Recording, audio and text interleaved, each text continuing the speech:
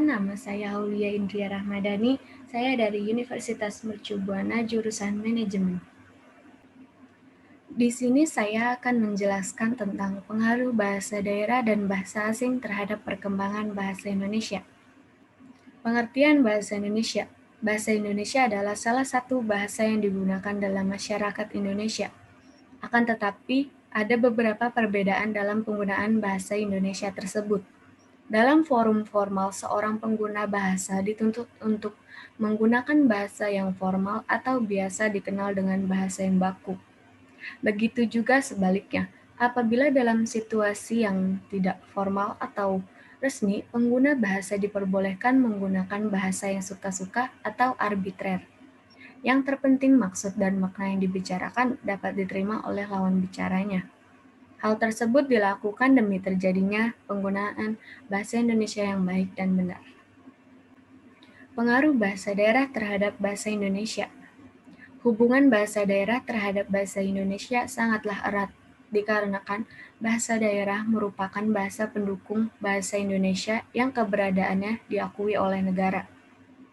Undang-Undang Tahun 1945 pada pasal 32 ayat 2 menegaskan bahwa negara menghormati dan memelihara bahasa daerah sebagai kekayaan budaya nasional, dan juga sesuai dengan perumusan Kongres Bahasa Indonesia II tahun 1954 di Medan, bahwa bahasa daerah sebagai pendukung bahasa nasional merupakan sumber pembinaan bahasa Indonesia. Sumbangan bahasa daerah kepada bahasa Indonesia antara lain bidang monologi, morfologi, sintaksis, semantik, dan kosakata. Berikut beberapa pengaruh atau dampak penggunaan bahasa daerah terhadap bahasa Indonesia. Beberapa pengaruh ini terbagi menjadi dua, yaitu dampak positif dan dampak negatif. Dampak positif terbagi menjadi 4, yaitu yang pertama, bahasa Indonesia memiliki banyak kosakata. Yang kedua, sebagai kekayaan budaya bangsa Indonesia. Yang ketiga, sebagai identitas dan ciri khas dari suatu suku dan daerah.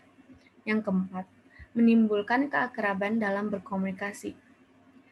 Dampak negatifnya terbagi menjadi 4 juga. Yang pertama, bahasa daerah yang satu sulit dipahami oleh daerah lain. Yang kedua, warga negara asing yang ingin belajar bahasa Indonesia menjadi kesulitan karena terlalu banyak kosakata.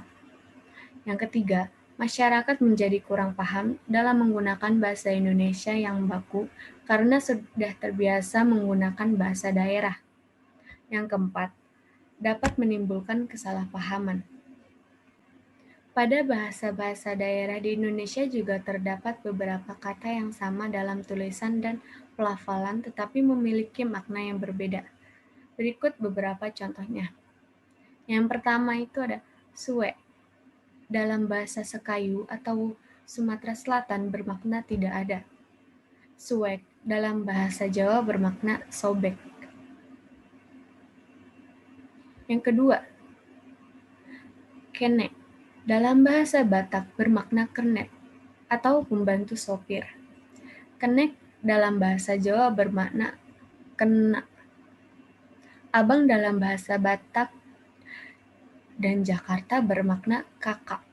Abang dalam bahasa Jawa bermakna merah. Yang ketiga, mangga. Dalam bahasa Indonesia bermakna buah mangga. Mangga dalam bahasa Sunda bermakna silakan.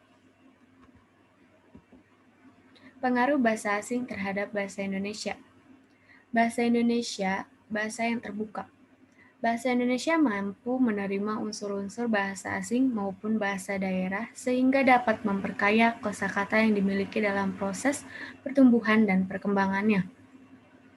Pertumbuhan dan perkembangan bahasa Indonesia dapat dipengaruhi oleh beberapa faktor, antara lain kontak budaya antar bangsa, antar daerah, antar suku maupun lain seperti agama, politik, dan teknologi.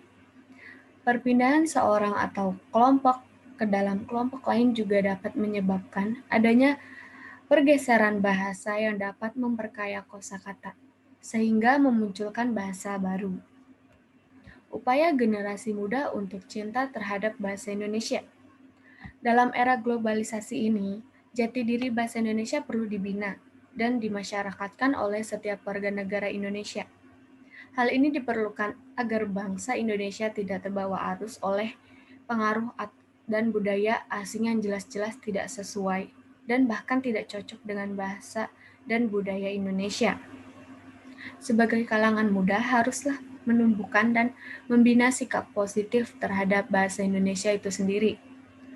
Untuk menyatakan sikap positif ini dapat dilakukan dengan cara sebagai berikut. Yang pertama itu sikap kesetiaan berbahasa Indonesia dan yang kedua, sikap kebanggaan berbahasa Indonesia. Kesimpulannya yaitu bahasa Indonesia jauh dari apresiasi perasaan bangga dari pemiliknya, sehingga sangat diperlukan bantuan dari generasi muda dan masyarakat untuk membina dan menumbuhkan kecintaan terhadap bahasa Indonesia. Tentunya ini bertujuan agar bahasa Indonesia yang merupakan bahasa nasional tidaklah punah di tempat tinggalnya sendiri. Kalangan muda harus mampu memfilter pengaruh asing maupun bahasa daerah masuk, sehingga merusak hingga melunturkan bahasa Indonesia yang menjadi identitas dari bangsa Indonesia itu sendiri.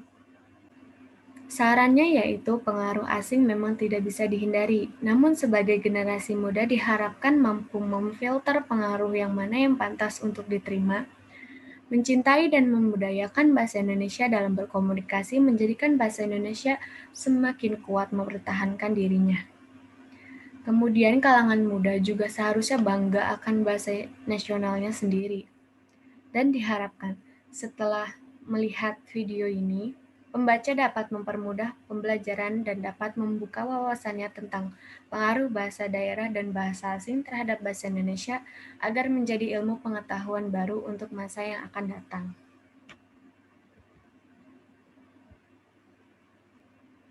Mungkin hanya itu yang bisa saya sampaikan, kurang lebihnya mohon maaf. Assalamualaikum warahmatullahi wabarakatuh. Bye-bye.